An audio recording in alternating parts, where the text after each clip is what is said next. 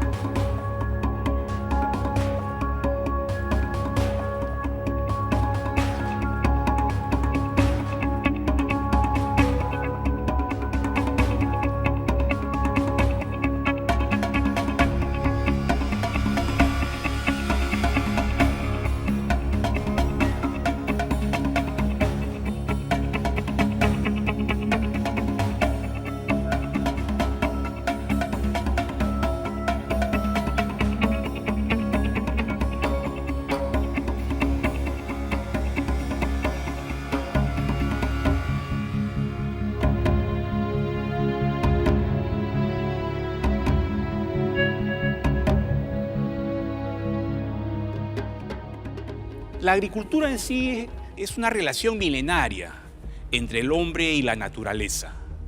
La agricultura no solamente es una actividad productiva, económica, es también una filosofía de vida. Pero ¿qué ha estado pasando actualmente?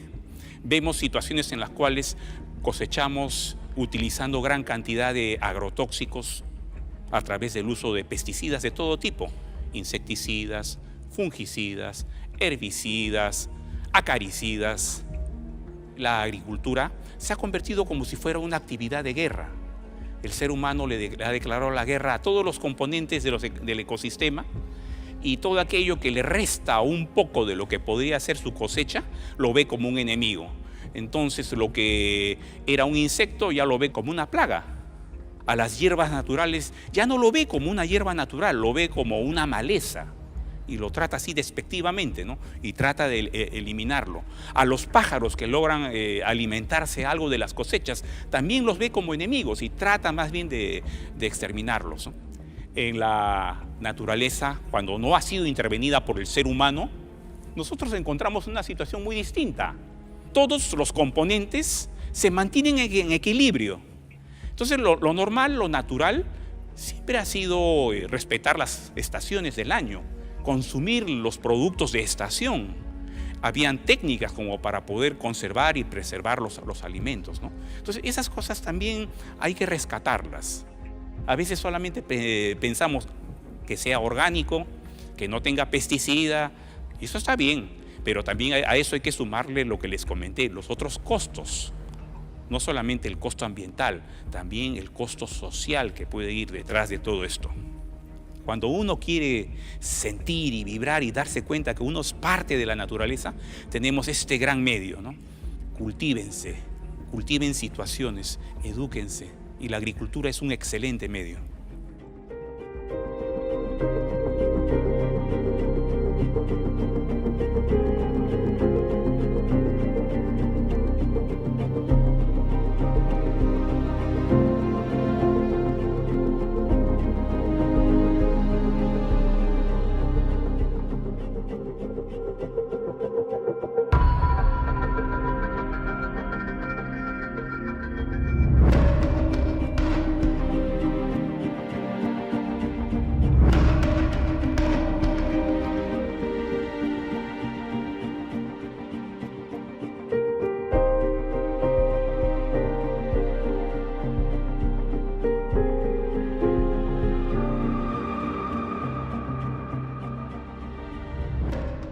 Our identity is so tangled up around this belief that we are the best food growers in the world. And so to dismantle that belief, that humility that it takes to say, we're growing the worst food on the planet, the least nutrient delivery of any food system in the world perhaps, but there's something more insidious at play that we didn't understand until we were on the ground with these farmers, is that in a culture and in a state where 85 to 90% of the ground is under chemical farming, there is a collective subconscious agreement or contract socially in that farm community that you don't talk about this. You certainly don't tell anybody that your crop yield's been decreasing for 15 years, that you think chemical farming is hurting your children and causing the birth defects that you're seeing in your kids. And certainly, we've seen the most horrendous of disease happening on these farms. These farmers' families are so sick. This is exactly what's happening to all of us under the pressure of the chemicals. And their children have attention deficit, allergies, asthma. So you've got this financial lock-in with banks, you've got health collapse happening in the family, you've got the emotional tension, and then on top of that, you have the community pressure, the peer pressure. And so if you decide to make the jump and stop chemical spraying and go to regenerative agriculture, you're immediately socially ostracized. And so we can't just be organic certified. That's not enough. We have to go to regen ag standards where we actually build soil, not till soil. And so we need to go to a no-till organic technique. One of the things that I have the highest conviction over now as a scientist is the concept of grace in biology. I think it can best be defined now, in my mind at least, scientifically, which is heal faster than you injure. And that's what we see in the soil, and that's what I get to see in my clinic. I see people who have abused their bodies for decades, and if they just give a pause, they do a couple of short-term fasts, they give their gut a break, they give their immune system a break, they get away from chemicals, they start growing some of their own food, make these simple little decisions, and suddenly decades of damage is reversed in hours, weeks, months. That's grace at the cellular level. What we're seeing is that within a single growing season, you can go from this dead monoculture of corn or soybean to cover cropping with 16 different species and getting a no-till environment. You'll see the fungal elements, you'll see mycorrhizae in there, the bacterial populations returning to the soil, and you see biodiversity returning in the form of earthworms within a single growing season of rest. The farmers that are making the transition are already seeing improved yields year one of going back to a non-GMO seed. It's so much more lucrative for these farmers. There's enough energy, there's enough food, there's enough soil, there's enough commodities, there's enough resources for everybody on the planet to thrive at a level that's never been experienced in human history. And so our mission is not to inspire the farmers that are currently fighting the good fight, it's to inspire their children to do the right thing and do it differently. Connected to new children who are in the cities, who are in the tech world, wherever they are, connect those kids back, give them a sense of that unity, give them a sense of the oneness, and give us all a sense that this is the inescapable optimism, as we are going to transform, period.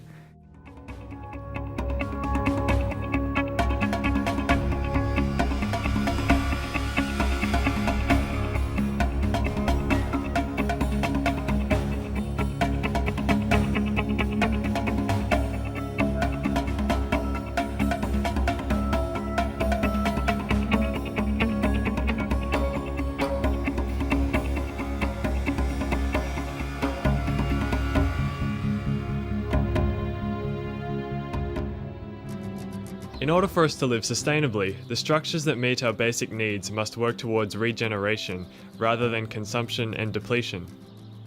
I've been studying sustainable farming systems for over 25 years. There are no real issues. We can solve all of them. There are really easy answers to grow food quality and with good environmental care. As a farmer, you want to create healthy soils and healthy plants and healthy animals, and further up the food chain, we've got the microorganisms which are governing the system. We just create a habitat for them. Then you got the plants growing out of there, be it annuals, perennials and trees. Then amongst that you've got the insects living in there, and then we've incorporated pigs, sheep, cows, ducks, geese, and every single item adds value. This used to be a pastoral desert. Was just grass. Yeah, and this is what people can do. You can create heaven on earth.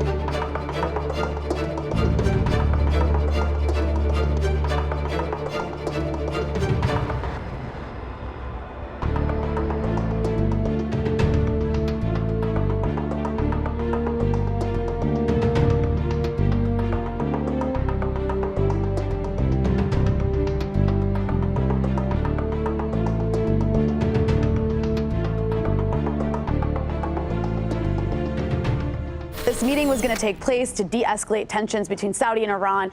This would have had implications, of course, internationally, but also regionally. I mean, this would have been great for the region. A de-escalation of tension between these two countries that's playing out in like a Cold War and in some places a hot war.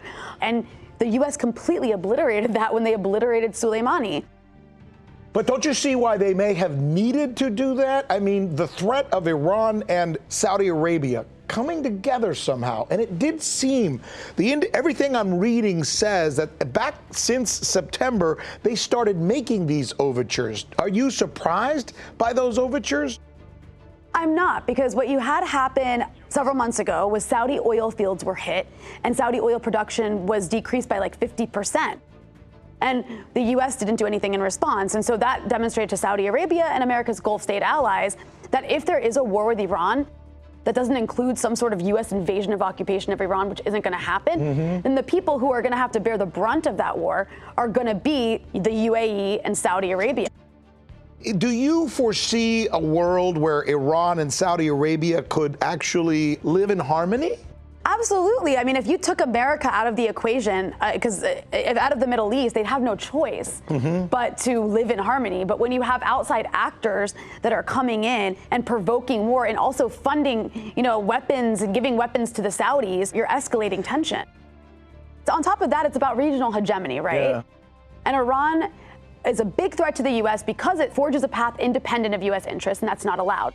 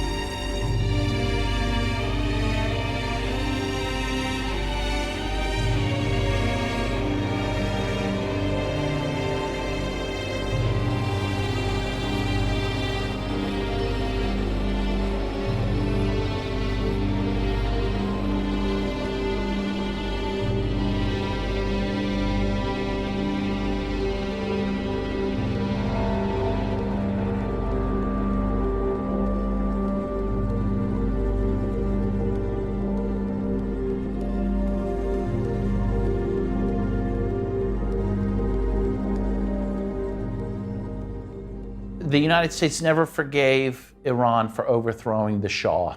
The U.S. had installed the Shah, and the Iranian people overthrew the Shah in 1979. Well, this was the danger of what some would say a good example to show that people can overthrow a U.S.-backed dictatorship and can challenge U.S. hegemony, and the Iranians did this. Ever since that time, the U.S. wanted Iran back within its sphere of influence, because the Shah was the U.S.'s bulldog in the Middle East, along with Israel. And so really, it's Iran's independence that really galls the United States, that it is willing to use its own oil for its own purposes without U.S. companies being allowed to profit from that or control their oil. Once Trump backed out of the JCPOA, which is what the nuclear deal is called, and increased sanctions, then he went back to the pre-nuclear deal levels of sanctions, which really, and vowed that he would not allow Iran to sell any oil. And of course, oil is the mainstay of the Iranian economy. Iran is not able to buy foodstuffs. It has been unable to buy medicines. And so people are dying in Iran from hunger, from lack of medicines. This is really an act of terrorism against the Iranian people. They're attacking the civilian population for the political end of trying to encourage the population to overthrow the Islamic Republic. The U.S. now supports 73% of the world's dictatorships, some of which the U.S. actually put into power. Look at Saudi Arabia, which is a monarchy. It's repressive. It beheads people. It supports Al-Qaeda. It is engaged in a genocidal war in Yemen right now. And the U.S. has no problem not just tolerating them, but even arming them to the teeth. I mean, really what the U.S. resents is that Iran would deign to try to have any influence within its own region of the world. Of course they have that right. If you look at a map, Iran is bordered by about 17 different countries, most of which are hostile and most of which have US military bases. It's Iran that's under attack, let's face it. And it's just this bizarre thing that the US can go to the Persian Gulf, send military vessels there, military equipment, and somehow say Iran is threatening us. The US's position is it governs the world and has dominion over the world, and a country like Iran can't even have a little influence over its own region of the world, which just is crazy. I find American people in general to be the most ideologized people in the world. We think we have a free press and that our education system is really great and that it doesn't propagandize us, but that's just not true. We've been led to believe that we're an exceptional nation, that we are unique in our freedoms and our democracy, and that we have the right, therefore, to spread democracy and freedom around the world, even if that we have to kill 1 million people in a place like Iraq to do it. And that's why the American people really have to oppose this and make it clear they don't want this. And make it clear they're not going to reward Trump with another term if he engages in a war.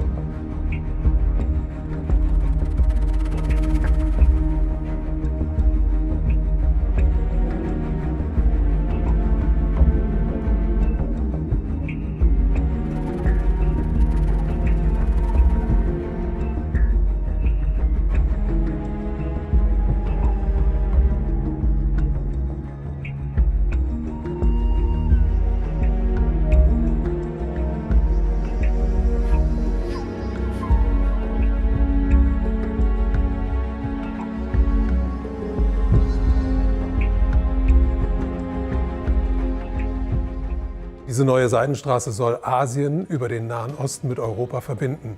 Das ist wirklich das wichtigste Projekt dieses Jahrhunderts und auch das gefährlichste Projekt dieses Jahrhunderts. Wenn das tatsächlich fertiggestellt wird, dieses Projekt, dann ist es mit der Vorherrschaft der Amerikaner vorbei.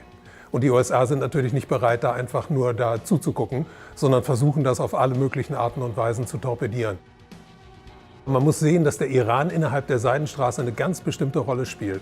Der soll der Energielieferant für dieses europäische, asiatische Projekt werden, weil die eben diese riesigen Vorräte an Öl haben und vor allem haben die größten Erdgasvorräte der Erde. Und das Zweite ist die strategische Rolle des Iran. Der Iran liegt genau zwischen dem Kaspischen Meer im Norden und dem Persischen Golf im Süden. Das ist also praktisch das Nadelöhr der Seidenstraße. Wenn es dort zu einem größeren Krieg kommen würde, würde diese Seidenstraße da genau in der Mitte unterbrochen werden. Und das wäre natürlich geostrategisch für die USA ein Riesenvorteil gegenüber China. Der Konflikt mit dem Iran ist ja systematisch verschärft worden von den Amerikanern.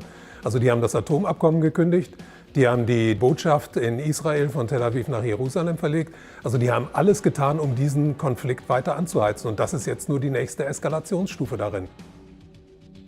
Der Iran selber ist für die USA als Energielieferant völlig uninteressant. Weil die USA haben ja eine ganz wichtige Entwicklung hinter sich über diese Fracking-Industrie. Also die USA waren bis vor einiger Zeit ein großer Importeur von Erdöl und Erdgas. Das sind sie inzwischen nicht mehr, sind inzwischen zum Exporteur geworden. Das heißt, die sind davon nicht mehr abhängig. Also die Ölinteressen und die Gasinteressen im Nahen Osten spielen keine so große Rolle mehr. Es geht da nur noch um Geostrategie. Man muss sehen, dass die USA insgesamt weltweit ja im Niedergang sich befinden. Die wirtschaftliche Stärke der USA, die ist nicht mehr die von früher. Inzwischen als Handelsmacht sind sie überholt worden von den Chinesen. Ich glaube, dass das amerikanische Finanzsystem an einem Punkt angekommen ist, an dem nur noch das Fluten des Systems mit noch mehr Geld dieses System am Leben erhalten kann und wo es dann endgültig zusammenbricht. Aber die USA klammern sich im Moment auch außer ihrer militärischen Herrschaft auch noch an die Übermacht des Petrodollars. Der US-Dollar ist immer noch die stärkste Währung der Welt. Über 60% aller Devisenreserven aller Zentralbanken auf der Welt werden in US-Dollar gehalten. Das ist ein ganz starkes Druckmittel der USA gegen den Rest der Welt. Aber dieses Druckmittel wird mit der Zeit immer geringer. Und es gibt ja auch inzwischen die Versuche der Chinesen, den Petrodollar zu unterlaufen. Es gibt zum Beispiel im letzten Jahr wurde ein Vertrag abgeschlossen zwischen den Saudis und den Chinesen über Öllieferungen in Yuan. Übrigens glaube ich auch, dass Saudi-Arabien eine ganz wichtige Rolle für die gesamte Zukunft der Welt spielen wird. Die Saudis sind ja die letzten Jahrzehnte immer der wichtigste Verbündete nach Israel im Nahen Osten für die USA gewesen.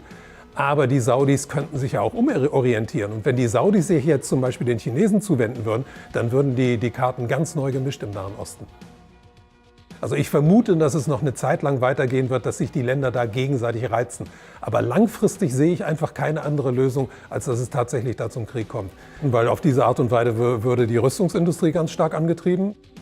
Es würde bedeuten, dass sehr viele Waffen vernichtet würden, dass neue Waffen wieder gebaut werden müssen. Und das würde die Finanzindustrie natürlich sehr interessieren, weil die ja hinter der Rüstungsindustrie steht.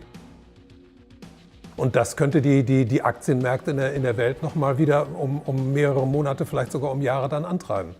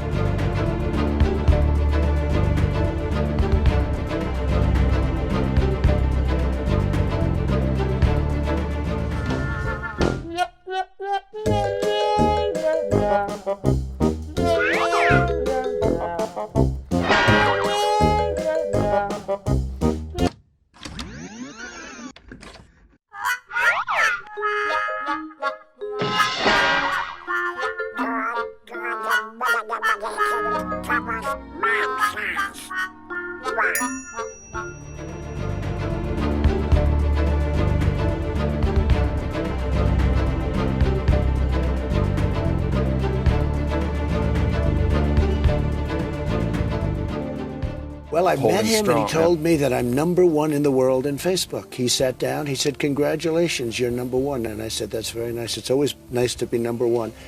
You know who #2 is? Modi of India. Yeah. But he has 1.5 billion people. I have 350.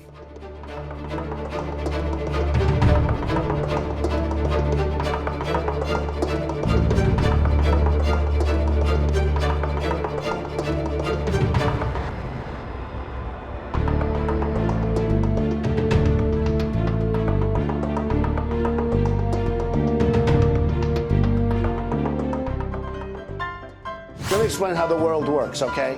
I think nobody knows more about taxes than I do. Nobody knows more about construction than I do. Nobody knows more about campaign finance than I do. Nobody knows consultants better than me. I know more about drones than anybody. And I think I know more about the environment than most people. I know a lot about wind. I know more about ISIS than the generals do, believe me. Nobody in the history of this country has ever known so much about infrastructure as Donald Trump. I know a lot about wind. I understand the power of Facebook, maybe better than almost anybody. I know more about courts than any human being on earth. Nobody knows more about banks than I do. Nobody knows more about trade than me. I understand politicians better than anybody. Nobody knows politicians better than me. I think I know more about the other side than almost anybody. Who knows the other side better than me? I understand things. I comprehend very well. Okay? Better than, I think, almost anybody. The truth is, I'm actually a modest person, very modest. In fact, many people tell me that modesty is perhaps my best quality.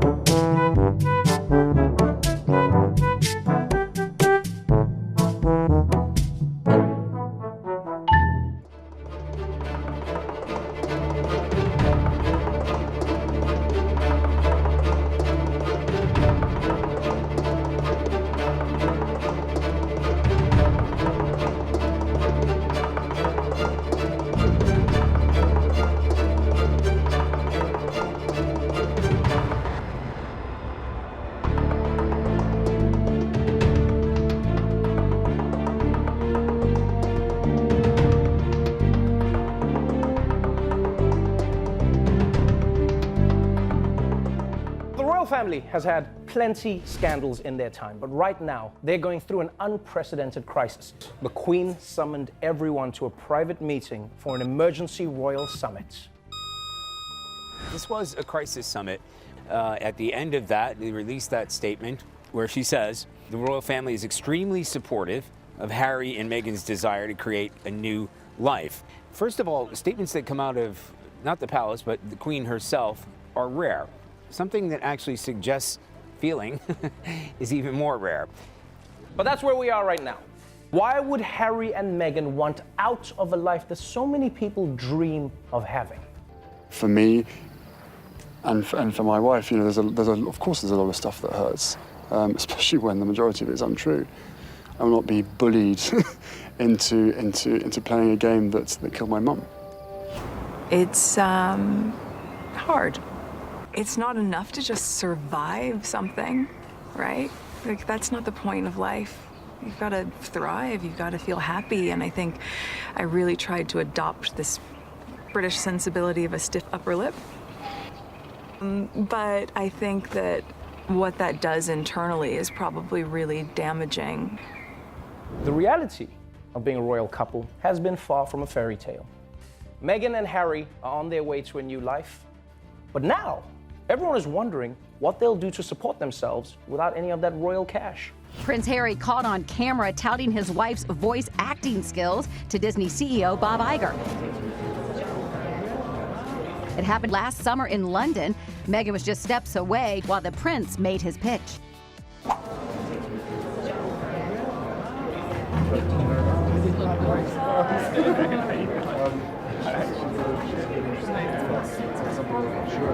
Well, good news, Meghan's already got herself a job. Respecto a su trabajo, además del contrato con Disney, Meghan podría estar cerrando su colaboración con la casa de moda Givenchy. Sus planes van como esperaban. En esta jugada de ajedrez, los duques han avanzado varias casillas, pero es importante recordar que la reina se puede mover libremente por todo el tablero.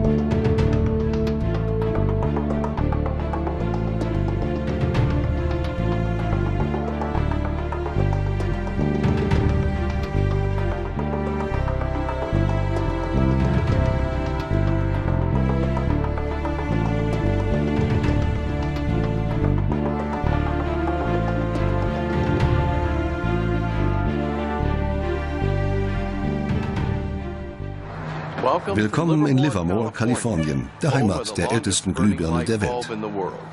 109 Jahre alt und sie brennt noch immer. Eine Webcam schickt rund um die Uhr Bilder von der Livermore-Glühbirne ins Internet. Ironischerweise hat sie bereits 2 Webcams überlebt. Den Glühfaden hat Adolphe Chaillet erfunden. Er war langlebig. Chaillets Formel für den langlebigen Glühfaden ist nicht das einzige Mysterium in der Geschichte der Glühbirne. Noch geheimnisumwobener ist, wie sie zum ersten Opfer der geplanten Obsoleszenz wurde. Weihnachten 1924 war ein ganz besonderer Tag. In einem Hinterzimmer in Genf trafen sich einige Herren in Nadelstreifenanzügen, um einem geheimen Plan nachzugehen. Sie gründeten das erste weltweite Kartell, das sich zum Ziel setzte, die Glühbirnenproduktion der gesamten Länder zu kontrollieren und den Kuchen namens Weltmarkt unter sich aufzuteilen. Dieses Kartell hat den Namen Phöbus. Das Ziel ist gewesen, Patente auszutauschen, die Produktion zu kontrollieren und vor allem aber den Verbraucher zu kontrollieren. Es ist umso besser für diese Firmen, wenn der Verbraucher regelmäßig Glühlampen kauft, und wenn die Glühlampen lange brennen, ist das ein ökonomischer Nachteil. Also hat man sich bei Phöbus gedacht, beschränken wir einfach die Lebensdauer dieser einzelnen Glühbirnen auf 1000 Stunden. Mit der geplanten Obsoleszenz sank die Lebensdauer der Glühbirnen. In nur 2 Jahren von 2500 auf weniger als 1500 Stunden. In den 1940ern hatte das Kartell sein Ziel erreicht. Die Standardlebensdauer einer Glühbirne betrug nun 1000 Stunden. In den folgenden Jahrzehnten meldeten Dutzende von Erfindern Patente für neue Glühbirnen an, darunter eine, die 100.000 Stunden brannte. Keine davon kam je auf den Markt. Dank der Massenproduktion fielen die Preise und viele Waren wurden für jedermann erschwinglich. Doch die Hersteller fragten sich, ob der Kaufrausch anhalten würde. Was wäre, wenn der Verbraucher seine Bedürfnisse befriedigt sähe? Schon 1928 warnte ein einflussreiches Werbemagazin: Ein Artikel, der nicht verschleißt, ist eine Tragödie fürs Geschäft. 1929, nach dem Börsenkrach an der Wall Street, war es mit der Konsumgesellschaft dann erst einmal vorbei. Die USA stürzten in eine tiefe Rezession. Bernard London, ein bekannter Immobilienmakler, wollte, um die Depression zu beenden, die geplante Obsoleszenz zur Pflicht machen. Londons Vorschlag sah vor, alle Produkte mit einem Verfallsdatum zu versehen, nach dessen Ablauf sie amtlich als tot galten. Verbraucher sollten sie dann bei einer Behörde abliefern, wo sie zerstört würden. Einen Artikel über das Verfallsdatum hinaus zu behalten, sollte strafbar sein. Bernard London glaubte, dass durch geplante Obsoleszenz die Industrie wieder in Schwung kommen würde. Die Menschen würden wieder konsumieren und bald jeder eine Arbeit haben. Bei den Ingenieuren gab es einen Paradigmenwechsel. Die alte Schule sah es noch als ihre Aufgabe an, ein Produkt herzustellen, das nie kaputt ging. Die neue Schule war vom Markt gesteuert und an möglichst vergänglichen Produkten interessiert. Die Debatte war vorbei, als das neue Ingenieursdenken die Oberhand gewann.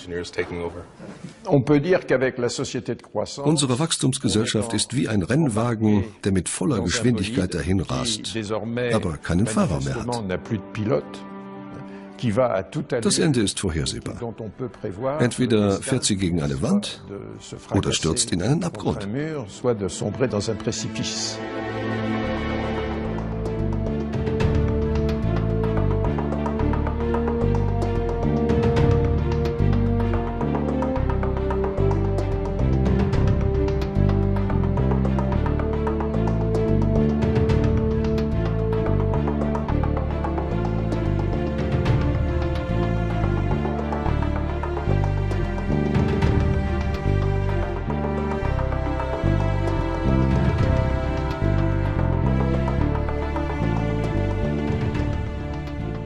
Ahora tenemos diferentes clases de obsolescencia. La obsolescencia por defecto, incompatibilidad, psicológica y ecológica. Por defecto se refiere cuando un componente electrónico del dispositivo deja de funcionar. En estos casos, repararlo sale más caro que comprarse uno nuevo. La incompatibilidad se puede dar a nivel software o hardware. Cuando se trata de software es porque cada actualización empeora el rendimiento del dispositivo. Mientras tanto, la incompatibilidad a nivel de hardware se da cuando cambias un componente dañado por otro que es idéntico, pero por ser de diferente serie, tu dispositivo ya no quiere prender o sale un error que no te permite utilizarlo. Por otra parte, tenemos la obsolescencia psicológica. Este es el método que utilizan las empresas en sus campañas de publicidad, donde hacen todo lo posible para que tú percibas un producto como viejo o pasado de moda. Apple y Samsung abusan de esto, donde cada año presentan los mismos celulares, pero con mejoras muy leves. Por último les presento la obsolescencia ecológica, la cual promueve que utilices dispositivos con componentes menos agresivos al ambiente. Sin embargo, estos dispositivos ecológicos tienen menos vida y a la larga dañan más el ambiente porque no se pueden reciclar de forma sencilla. No les pido que dejen de consumir, pero sí traten de regular y exigir un mejor producto.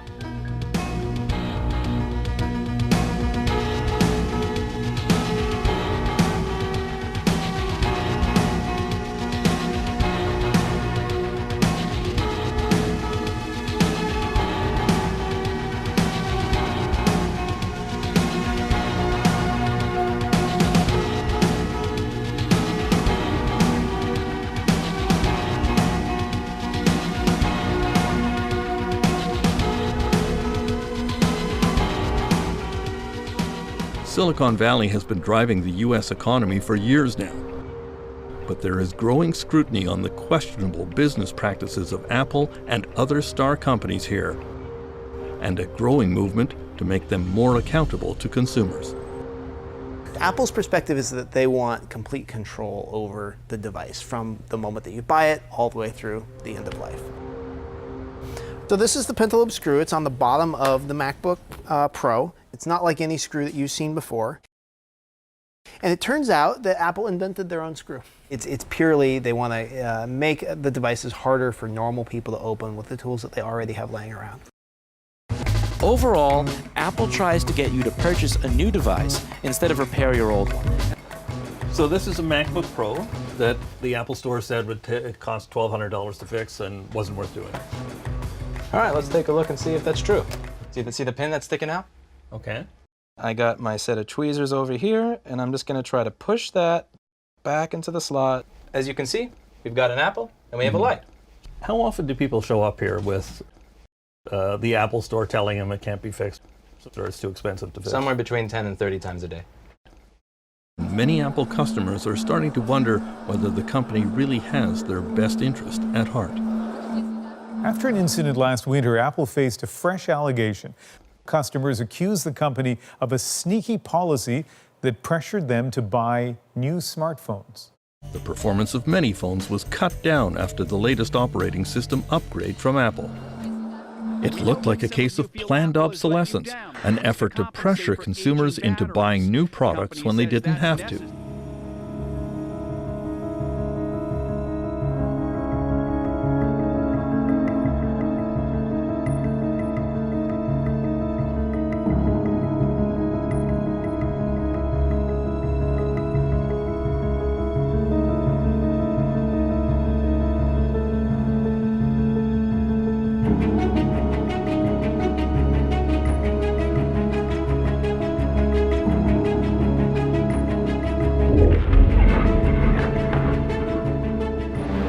Thick, toxic, unbreathable.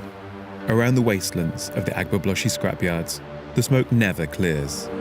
Copper, aluminium, it's all there for the taking. Yeah, it's burning place. We are burning waste and aluminium.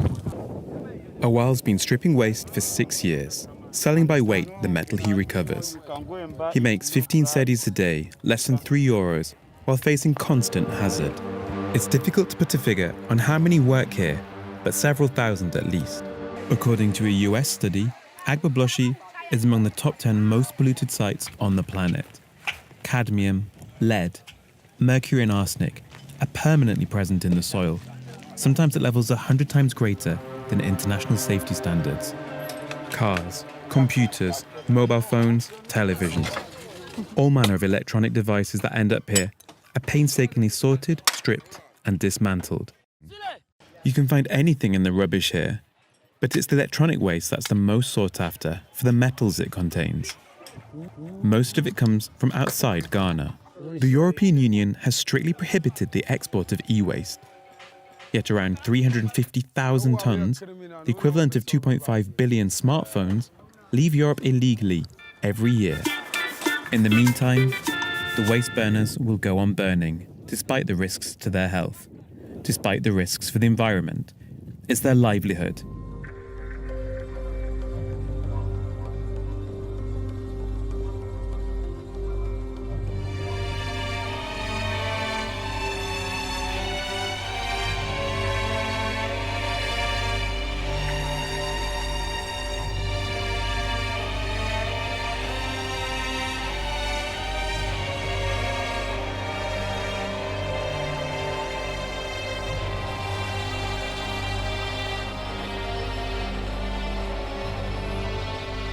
Para cambiar el sistema completamente, tenemos que cambiar el modelo industrial y el modelo económico. No podemos basarlo en el crecimiento permanente, sino en la sostenibilidad permanente. Y se puede hacer. Si se crearan esos productos con durabilidad y que fuesen reparables, que fuese más rentable repararlos que comprar uno nuevo, se crearía más trabajo. Y más trabajo local, evidentemente. No nos tendríamos que endeudar para comprar 5 y 6 lavadoras, 5 o 6 televisores durante toda nuestra vida, ¿no? Y en último extremo, por supuesto, no se consumirían materias primas de forma innecesaria, el planeta Tierra no colapsaría.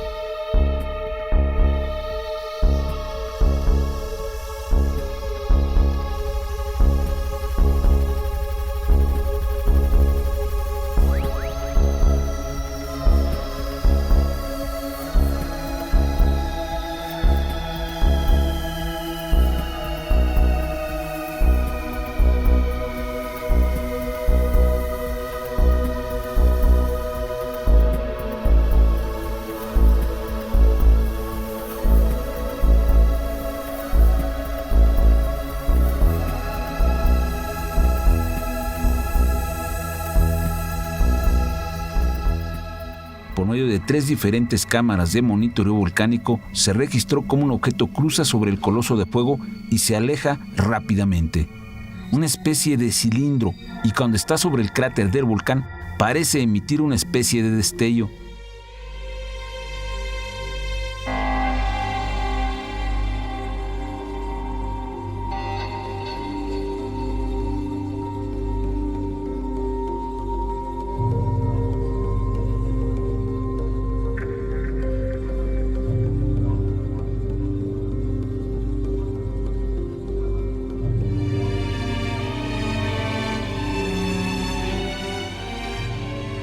we were seeded here from various star nations. In this premise, genetic and ethnic diversity is explained. It also covers the differences in our blood types. Perhaps some star nations have people with predominantly red hair and freckles, while others have dark-skinned inhabitants. Maybe some, such as the Pleiadians, have blonde hair and blue eyes.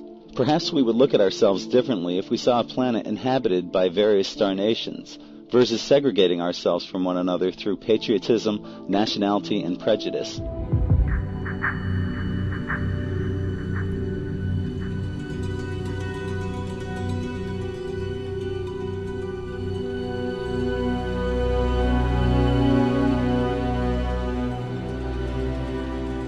Any Indian tribe and other Aboriginal groups have a direct connection with what we term the star people. They talk about the origin of their ancestry from different constellations, different star systems. For example, if you look at the Cherokee tribe, their logo of their flag it's got seven pointed star, and they claim that their ancestry was created by the Pleiadian people.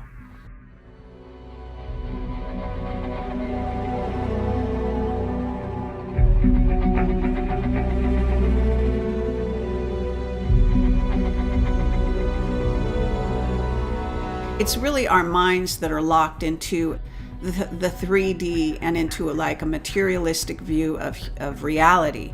We are 3D going into 4D. We're a soul having a material experience in essence. And so we are able to go interdimensional. That's part of this package that we call humanity, the human vehicle that we operate and we exist within. Humans always tend to think that we're the only game out there. There is no alone in this universe or multiverse, actually. You'll see a true history of humanity in the visitation and the engineering, re-engineering, and bringing in different types of beings' DNA into our genome.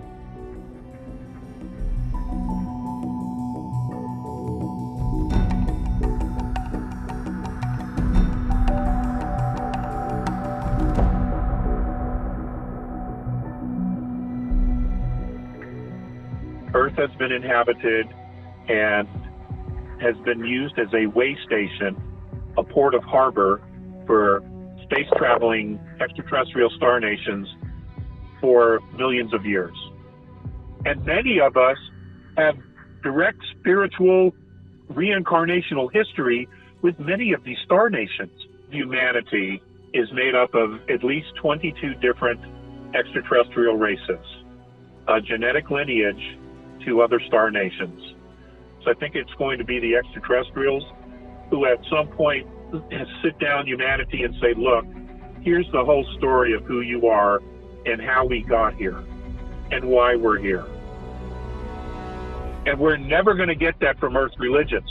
That can only come from beings off-world who have not only been through the process, but who have been watching us for thousands and thousands and thousands of years. The benevolents were very compassionate toward humanity, and they did things to help, teaching us agriculture, animal husbandry, construction, astronomy, mathematics, the healing arts, how to use the plants to heal certain diseases and things of that nature. Some actually taught us some spirituality, energy fields, chakras, etc., etc. The last thing the benevolents want is to be worshipped. That is not what they're about. You know, what they want is humanity to step forward and become a part of the family of the galactic.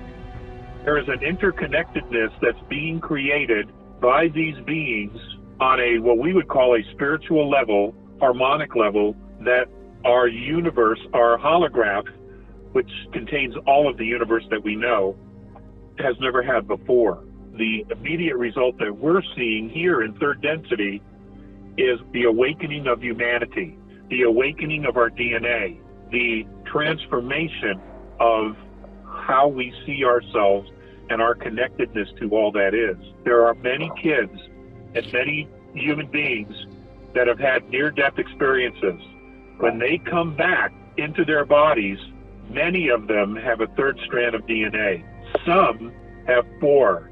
There's a gentleman in New Zealand who was dead almost 3 hours. When he came back, he had 6 strands of DNA. Humanity is beginning to remember that we are, in fact, multidimensional souls that got trapped in a physical dimension by being tricked and manipulated. And we're going to realize that the manipulation of race, color, and creed has been just that. We just need to step into the process and embrace it. And then the reality is that 95% of us is always multidimensional. What we see here in the physical is a very, very small piece of who we really are. 2 years ago, Jupiter picked up an additional 19 moons. Now we're being told that Saturn has picked up some additional moons. Most of these moons have a very specific mineral, and on our periodic chart, the only thing we would recognize would be quartz. Now, these asteroids have been brought into a orbit around these planets. It was a very orderly migration into the solar system. It was all managed. And some of the moons have already shown signs of being mined, and that was by other star nations that have already used this technology. What this mineral does is that you can create bows of boats, rods that will fit into lakes, oceans, housing on aircraft engines, and when you generate a specific harmonic frequency in this metal, it causes all of the protons and electrons of pollution to break down and decay and die, specifically radiation. It causes it to speed up its decay process, and it just falls to the bottom of the ocean. They brought this material here to help us clean up our world. Whenever this process truly begins, they're going to want us to take responsibility for not only the mining, but also the manufacturing and the cleaning of our environment to get everyone involved in this process. And it will help us to re-engage with our home planet, because most of us have detached from nature almost completely.